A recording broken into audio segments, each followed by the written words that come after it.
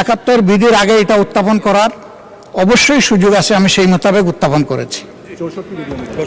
64 বিধি অনুযায়ী বিধিটা দেখতে পারেন, 64 বিধিতে এটা উল্লেখ আছে।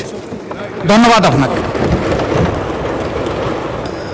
মাননীয় বিরোধী দলের নেতা 64 বিধিতে উল্লেখ আছে, বাট সংসদের যে কাস্টম সেটা আমাদের মাননীয় চিফ হুইপ মহোদয় বলেছেন on the balance of probability. আমরা সেই জন্যই বললাম যে আমরা এই নোটিশটা আমরা পেয়েছি, এই ব্যাপারে আমরা সিদ্ধান্ত জানাবো। 71 বিধিটা আমরা একটু শেষ করি, আমরা তো সময় আছে, নিশ্চয়ই আপনার এই নোটিশটাকে আমরা অ্যাড্রেস করব।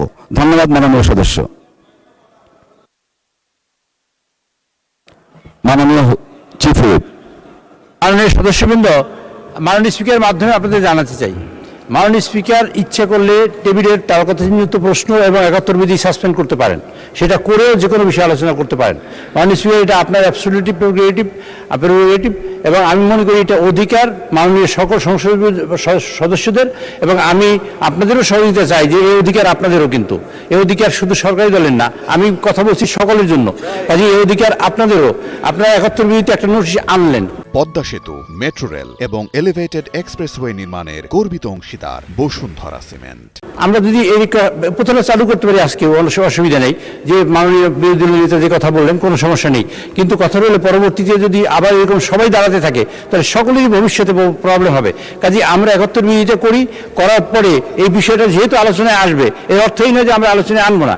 আর যদি মনে করেন যে আলোচনা এখনই করতে হবে, মাননীয় স্পিকার যদি সিদ্ধান্ত গ্রহণ করেন যে ঠিক আছে 71 বিধি সাসপেন্ডের আজকে আর হবে না, এই 71 বিধি কিন্তু পিছনে চলে যাবে, মাননীয় সদস্য যারা নোটিশ দিয়েছেন তাদের কিন্তু অধিকার খর্বিত হবে, এবং তারা যে এই যে সংসদ হিসেবে নির্বাচিত হয়ে আসছেন তাদের কিন্তু সমস্যাটা তৈরি হবে মূলত ভবিষ্যতে।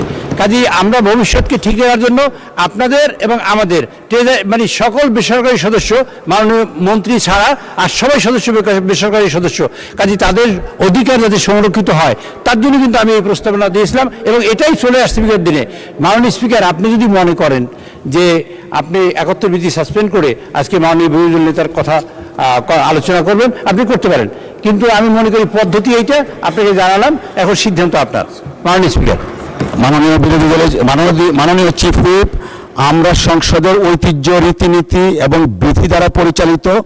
আমরা মনে করছি এখন 71 বিধিটা শেষ করার পরে আমরা মাননীয় বিরোধী দলের নেতা যে বিধি 62-র আলোকে যে নোটিশটা দিয়েছেন সেই নোটিশটা আমরা অ্যাড্রেস করব। এখন সংসদে জরুরি জনগুরুত্বপূর্ণ বিষয় সম্পর্কে মনোযোগ আকর্ষণী বিধি 71-এ আমরা যাচ্ছি।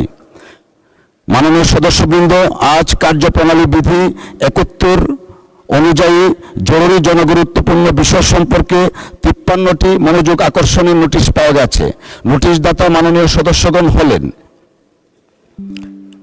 1, নোটিশ নম্বর 30 জনাব মোহাম্মদ শওকতুল ইসলাম, মৌলভীবাজার 2, জনাব GM নজরুল ইসলাম, সাতক্ষীরা 4, 3 জনাব ইকরামুল বারিক টিপু, নওগাঁ 4, জনাব SM জাহাঙ্গীর, ঢাকা 18, 5 জনাব মোহাম্মদ আব্দুল আলিম, বাগেরহাট 4, 6 জনাব আবুল কালাম আজাদ সিদ্দিকী, টাঙ্গাইল 7 জনাব মোহাম্মদ জালাল উদ্দিন, চাঁদপুর 2,